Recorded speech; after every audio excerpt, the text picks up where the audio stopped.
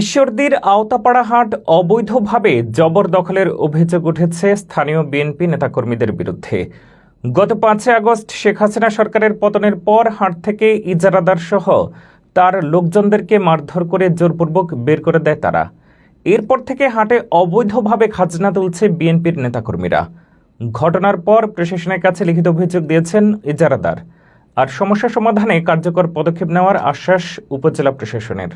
অনেক টাকা ইনভেস্ট করেছি, টাকাটা আমার মারা হয়ে যাচ্ছে। আমাদের হাটে আর আসতে দেয় না, এরা জোর করে খাচ্ছে। বিএনপিওয়ালারা হাট আসেন জোর করে মারধর করে আমার টেবিল ক্ষমতার বলে আমার বিদায় করতে আমরা হাট মাঠ ছাড়িয়ে দিয়ে চলে গেছি। আমরা এই হাটটা নিয়ে রাজনীতিক একটা ইস্যু তৈরি করার জন্য নিচে যে না ওদের আমলে এই হয়েছে, জনগণে বুঝুক। পাবনার অন্যতম বড় হাট ঈশ্বরদী উপজেলার আওতাপাড়া হাট, যে হাটে কেনাবেচা করা হয় গরু ছাগল থেকে শুরু করে সব ধরনের নিত্যপণ্য। প্রতিদিন দূর দূরান্ত থেকে কেনাবেচা করতে হাটে আসেন হাজারো ক্রেতা বিক্রেতা। 2,67,41,000 টাকায় 1 বছরের জন্য হাটটি সরকারিভাবে ইজারা পান আব্দুল কুদ্দুস ফকির।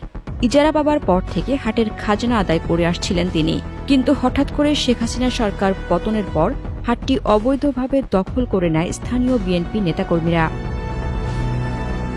ইজারাদারদের অভিযোগ, গত 7 আগস্ট শাহাপুর ইউনিয়ন বিএনপির সাধারণ সম্পাদক রমজান আলীর নেতৃত্বে স্থানীয় বিএনপি নেতাকর্মীরা দেশীয় অস্ত্র নিয়ে হাটে প্রবেশ করে ইজারাদার ও হাট কমিটির সদস্যদের মারধর করে বের করে দেন, লুট করে নেন 12 লাখ টাকা। তারপর থেকে প্রতি হাটে অবৈধভাবে খাজনা আদায় করছে তারা।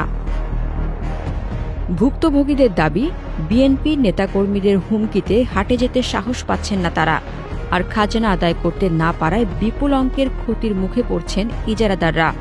এমন পরিস্থিতিতে হাট ফিরে পেতে প্রশাসনের হস্তক্ষেপ কামনায় লিখিত অভিযোগ দিয়েছেন তারা। আপনার হাটটা সরকার পাল্টি দেওয়ার কারণে ওরা জোর করে হাটটা আমার দখল করে নিয়েছে। হাটটা আমার ইজারাদার আছে কুদ্দুস ফকির, এর মাধ্যমে আমরা সবাই মিলে আমরা খাই, বুঝলেন। হাটটা ওরা জোর করে দখলে আমার খাজনা তুলতে দিচ্ছে না। আমরা অনেক টাকা ইনভেস্ট করেছি, টাকাটা আমার মারা হয়ে যাচ্ছে।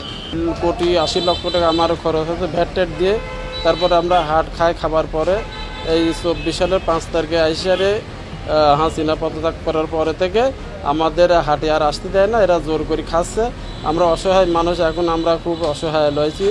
শাহপুর ইউনিয়ন ঈশ্বরদী থানার যত বিএনপি টেম্পি ছিল এরা এসে হাট দখল করে খাচ্ছে। এরা হাটে আর ঢুকতেও পারছে না, আসতেও পারছে না। এই এখন যারা হাট টাকায় দিয়ে কেনে তারা তো হাট পাবে না আইনগত, যদি সরকারের টাকা দিচ্ছে তারা।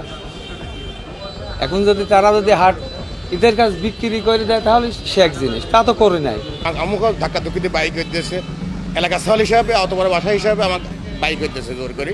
কিন্তু কিছু কিছু মানসিক মারছে, মাথায় বাড়ি মারি রক্ত খরণও হয়েছে, কেসও হয়নি, কিছু হয়নি। আমরা এ পর্যন্ত হাট ডাকি নেওয়ার পর থেকে এ পর্যন্ত সুন্দরভাবে আমরা হাট পরিচালনা করে চলে যাচ্ছে আর কি। যেদিনকে প্রধানমন্ত্রী শেখ হাসিনা চলে যায় তারপর থেকে বিএনপিওয়ালারা হাট আসে জোর করে মারধর করে আমার টেবিল ভাঙি চুরি একবারে তুলে দিয়ে যায়। এখন হাট আমরা চাচ্ছি যে আমরা সুন্দরভাবে আমারে যে ডাকার হাট আমারে দিয়ে দেন। হাটে শেয়ারদার ছিলাম, বুঝছেন। আমরা সবাই ডাকেছিলাম, যেহেতু সরকারকে আমরা টাকা পয়সা দিছি, সরকার যদি আমার সিকিউরিটি না দেয় তাহলে হাট তো আমরা খাইতে পারবো না। এটা ক্ষমতার বলে আমার বিদায় করতে আমরা হাট মাঠ ছাড়িয়ে দিয়ে চলে গেছি।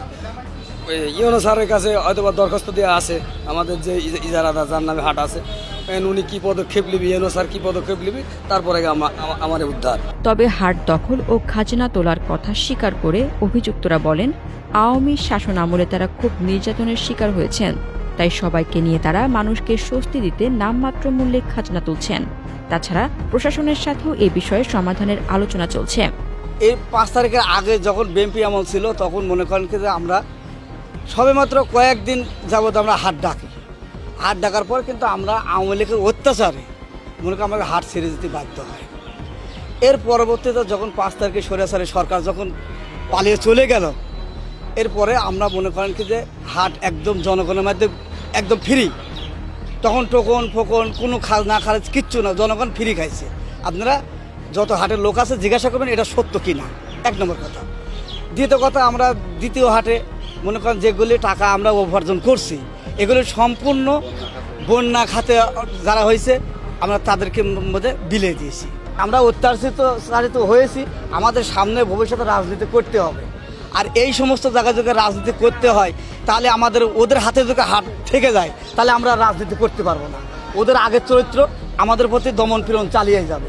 তাই আমরা এই একবারে সীমিতভাবে মনে করেন কি যে আমরা এই হাটটা নিয়ে রাজনীতিক একটা ইস্যু তৈরি করার জন্য নিচে যে না ওদের আমলে এই হয়েছে, জনগণে বুঝুক। উপজেলা নির্বাহী কর্মকর্তা জানান, অভিযোগ পাওয়ার পর বিষয়টি সমাধানের কার্যকর পদক্ষেপ গ্রহণ করার উদ্যোগ নেওয়া হয়েছে। জবরদখলের কোনো সুযোগ নেই, প্রমাণ হলে আইনগত ব্যবস্থা নেওয়া হবে। এই হাটের গত বাংলা বছরে 1431 বঙ্গাব্দের জন্য আমরা বিধি মোতাবেক ইজারা প্রদান করা হয় এবং সরকারি কোষাগার ইজারার টাকাটাও ইজারাদার পরিশোধ করেন এবং সেই মোতাবেক সে হাটের নিয়মিত যে টোল আদায় করে আসছিল। পরবর্তীতে 5 তারিখ পরিবর্তিত পরিস্থিতিতে এই হাটটি দখল হয় মর্মে ইজারাদার আমাদের কাছে একটি লিখিত অভিযোগ করেছে এবং এই বিষয়টা নিয়ে মূলত আমরা কাজ করছি এবং এই অভিযোগের প্রেক্ষিতে কি ব্যবস্থা নেওয়া যায় আমরা সংশ্লিষ্ট মন্ত্রণালয়ে আমরা কথা বলছি এবং এ ব্যাপারে আমরা আমাদের ঊর্ধ্বতন কর্তৃপক্ষ জেলা প্রশাসক স্যার বরাবর আমি এটা পাঠিয়েছি।